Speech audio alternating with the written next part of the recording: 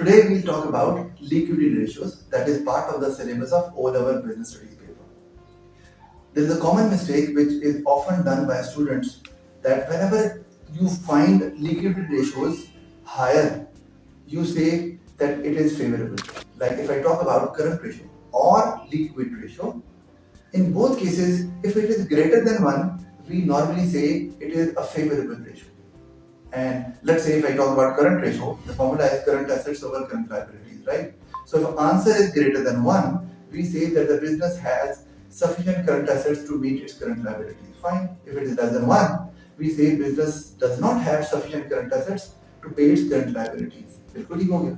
Liquid ratio में भी ऐसे ही करते हैं आप, ठीक है. लिक्विड रेशियो का फॉर्मूला क्या है आपको पता है कि liquid assets over current liability. और लिक्विड एसेट्स कैसे आते हैं?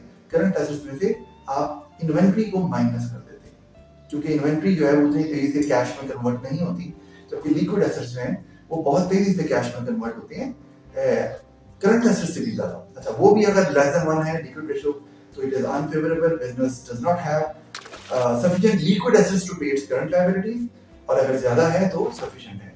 और दोनों रेशियो में 1 से कम आंसर का मतलब है कि business would definitely face working capital problem और कैश फ्लो प्रॉब्लम और liquidity crisis. This what we call कि आपके पास इतने फंड्स ही नहीं है कि आप अपने डेली एक्सपेंसेस को और बिजनेस को मैनेज कर सकें या बिजनेस को रन कर सकें.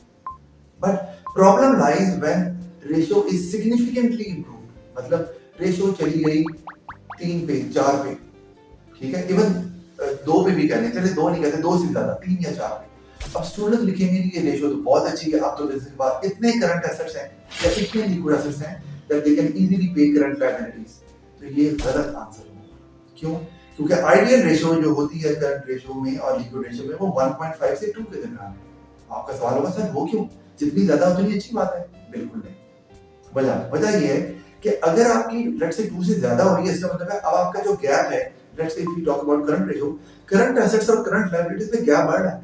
इसका मतलब now you have plenty of current assets to meet your current liabilities. तो उन एसेट्स का कर क्या रहे हैं आप? वो एसेट्स बेले पड़े हुए हैं, कोई काम नहीं कर रहे आप उनके साथ. इसका मतलब है देयर कम्स अपॉर्चुनिटी कॉस्ट. आपके पास कैश पड़ा हुआ है, you know that cash is considered as current assets. Cash पड़ा हुआ है लेकिन रखा हुआ है क्यों? करंट लायबिलिटीज पे करनी है, करंट लायबिलिटीज पे करनी है साल के एंड में, ठीक है. लेकिन जब आप पे करते हैं तो आपका फिर भी ढेर सारा कैश बच जाता है. तो you could have used that cash somewhere else to improve the profit of the business, right? Or for some other purpose. तो वो आपने नहीं किया, तो वो अपॉर्चुनिटी कॉस्ट आपको पड़ गई है. तो आपको बताना है कि आफ्टर सर्टेन लिमिट अगर करंट रेशियो बहुत ज्यादा भी आएगी तो